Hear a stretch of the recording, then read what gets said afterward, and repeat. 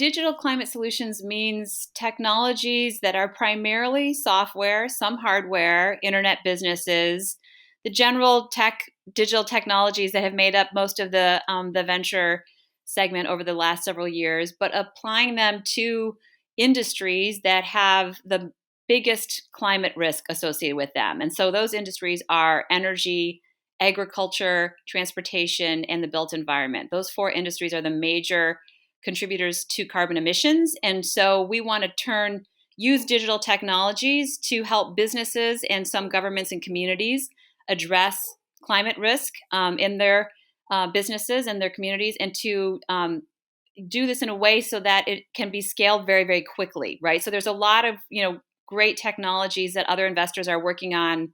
People like Bill Gates and Breakthrough Ventures that are trying to look at battery chemistry or fuel cells or fusion even. And the challenge with those technologies is that they take a long time to mature, and they require a lot of capital. And they're not necessarily built for a 10-year traditional venture fund. So with Buoyant Ventures, we really wanted to use these very scalable technologies that require tens of millions of dollars as opposed to hundreds of millions of dollars to scale, and that have also these technologies have also matured quite a bit over the last 5 years. So the value that they can bring to these businesses is more meaningful and is more impactful today than it was even 5 years ago. So the data that a lot of these businesses are contending with, the volume of data is overwhelming, and trying to draw some kind of insights or competitive insights from the data is really, really challenging. So a lot of these young companies have created solutions that allow asset